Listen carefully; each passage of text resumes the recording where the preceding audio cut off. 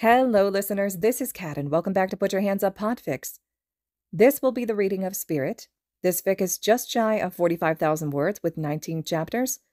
Here's the summary. Izuku's mom doesn't pick him up from school. That's when he sees his first ghost. After a tragic accident, Izuku's quirk manifests and he now finds himself surrounded by spirits. Adjusting to be part of a new family and learning how to use a quirk that has a tendency to upset people around him, Izuku has a long, difficult journey ahead of him. Chapter 1. Cloud. Izuku's mom doesn't pick him up from school. He sits on the edge of the front steps of Aldera Elementary School, swinging his legs and holding onto his yellow backpack. Kachan sits with him for a while, but his parents eventually come, so Izuku has to wait alone. Kachan's mom asks if Izuku wants a ride, but Izuku shakes his head. No thanks. Mom will be here soon. Izuku doesn't start to get scared until some teachers start getting in their cars and driving away. His preschool teacher walks out to the steps, a worried expression on her face as she sits down next to him. Midoriya, sweetie, was your mom supposed to pick you up today? She asks kindly. Izuku nods, hugging his backpack and looking out at the street. His mom will be here soon. She always is. Is there someone else I can call for you? His teacher asks calmly. It's getting close to dinner. Izuku shakes his head. It's just his mom and him. He has no other family. He wonders if Kachan's mom would come back and get him, but instead he decides to walk home all by himself. It's not a very long way. Maybe his mom got held up at work, and that's why she's late. I'm just going to go inside and call your mom for you, his teacher says, standing up and heading back into the school. Please wait here.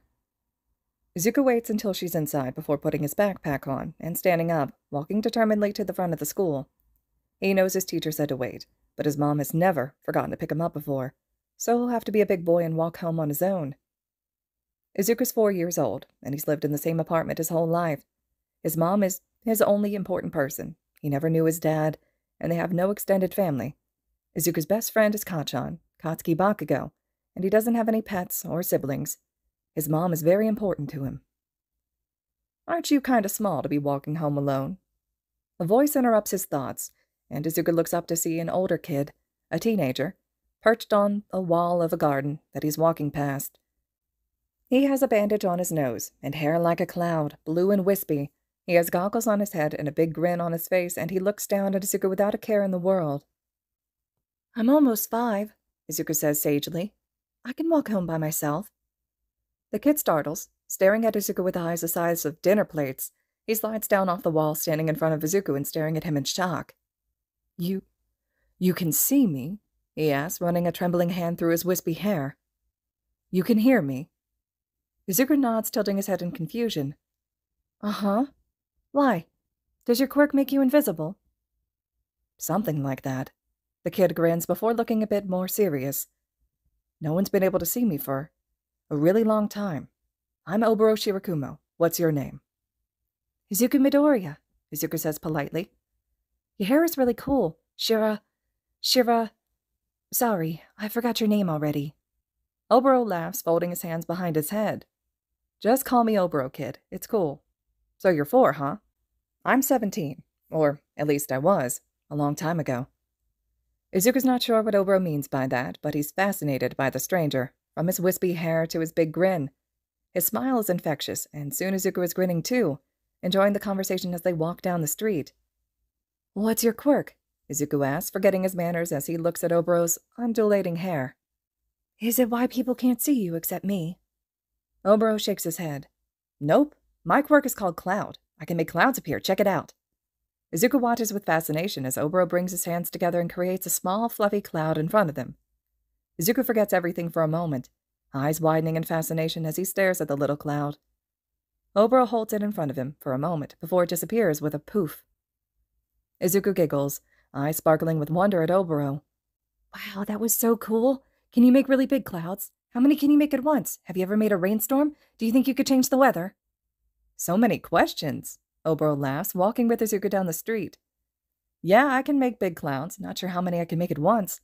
Never made it rain or change the weather, but I was working on this ultimate move at UA called a cloud cover. I was using clouds to obscure my opponent and hide myself to get an advantage in a fight. Izuku's eyes grow even wider. You go to UA? That's so awesome. Oboro gets a sad smile on his face. and an odd look in his eyes as he stares down the street. I used to. Anyway, kiddo, what are you doing out here all by yourself? Where's your house? Izuku points to some apartment buildings in the distance. My mom didn't come and pick me up, so I'm walking myself home. Obro doesn't look happy about that. Does she leave you alone a lot? No, never, Izuku says, defending his mom. She always picks me up. I teach her when to go call her, but I'd already tried, and she didn't pick up. I just wanted to meet her at home. She must be really tired from work. I gotcha, Obro says, looking at Izuku with a fond smile. Come on, I'll walk you up to your place. Izuku and Obro walk for a while until Izuku reaches the building. They walk up the stairs, and he fishes out a little key from his backpack, opening his front door. Obro stands outside, looking a little wistfully at the apartment. Do you want to come in? Izuku asks him. My mom will want to meet you. She can make you dinner, too. That's sweet, kid, but I should go, Obro says with a sad smile. I'll catch you later, though, okay? Izuku smiles and waves. Okay. Bye, Obro. Izuku turns back to open the door to his apartment, walking inside and closing it behind him. The lights are off, and there's no sign at all that his mom's been home. Izuku frowns, but he turns on the lights and takes off his shoes and backpack, putting them down on the floor. He heads into the kitchen, opening the fridge and pulling out some fruit his mom had left for an after-school snack. Izuku sits down at the kitchen table and eats the fruit, keeping his eyes on the front door. His mom doesn't come home. Izuku cleans off the plate and carefully sets it in the sink, walking to the bathroom. He turns on the water for the tub and runs a bath for himself, carefully washing his hair and body before rinsing and drying off. He puts the towel in the little hamper on the ground and uses the step stool by the sink to stand on and brush his teeth. After he's cleaned up, Izuku walks out to the living room and sits on the couch, turning on the television to his favorite cartoons. He keeps all the lights on, bundling in a large, thick blanket on the couch. He watches TV for hours until his eyes get heavy. It's much later than his bedtime. His mom still doesn't come home.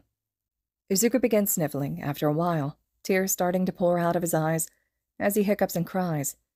He's scared and lonely, and he wants his mom there. Izu, sweetie, why are you crying? Izuku shoots up his tear-stained face, relief flooding every inch of him as he sees his mom's worried face looking down at him. Mama, he hiccups. I didn't hear you come home. She looks confused, walking closer to him and holding her arms out. Izuku stands, rushing to hug her, but when he reaches her, it's like she was never there at all. He turns around in confusion, his mother no longer in the room, and his heart hammers with fear. Was he dreaming? Imagining his mom? No, he had heard her. She was real. Izuku runs and checks every room in the apartment. He opens every drawer, every closet, checks under his mom's bed and in the bathroom. When every light is on and everything's been opened, Izuku knows that his mom isn't there anymore. He begins sobbing for real, curling into a ball on the floor as he buries his face in his knees. He cries and cries until he's almost cried himself sick, when there's a knock on the front door. Izuku freezes, bringing a hand over his mouth. His mom wouldn't knock. She lives here. Izuku hides behind the couch, peeking out so he can see the door, gasping in fear when he hears someone try and open the doorknob. This is the police, a muffled voice says on the other side of the door. Please open up. Izuku's heart hammers. The police? Here? Why would the police be at the apartment? Is it because of his mom? Izuku scoots out from behind the couch, walking forward and standing on his tiptoes to unlock the door, opening it just a crack. He looks up to see someone in a police uniform next to a pro hero that Izuku doesn't recognize. Hey there, the police officer says gently. I'm Officer Suguchi, and this is the pro hero Eraserhead. Are you Izuku Midoriya? Izuku nods, a little stunned. The hero, Eraserhead, pushes down a pair of yellow goggles, revealing a pair of kind, dark eyes. Hey, kid, Eraserhead says calmly. Can we come inside? Izuku nods again, opening the door. He sees Eraserhead scan the apartment as he and Suguchi step over the threshold. Izuku's a little in awe of seeing not only a police officer but a pro hero up close. Do you know where my mom is? Izuku asks anxiously. She was here a bit ago, but then she disappeared and I couldn't find her. She was here, Eraserhead asks, sharing a look with the police officer. Here, why don't we sit down, and you can tell us what happened after school today. Izuku nods, sitting down next to Eraserhead on the couch, looking up at him in awe. Okay, Mr. Eraserhead. I was waiting for Mom at school, but she didn't come to get me. She always comes to get me, so it was weird. I was fine, but then the teacher started going home, and then I got scared. Did any of your teachers check on you? Tsukuchi asked, pulling out a notepad and writing something down. Izuku nods, swinging his legs until he kicks the couch. Yeah, my teacher said she'd call my mom, but I just walked home on my own anyway. And I met this cool kid, and he showed me his quirk. He said he was a UA student, but he looked kind of sad about it. And then he walked me to my front door, and I went inside and Mom wasn't here. All right, Eraserhead says gently. Izuku, you told us you had seen your mom tonight. When was that? Izuku blushes, looking down.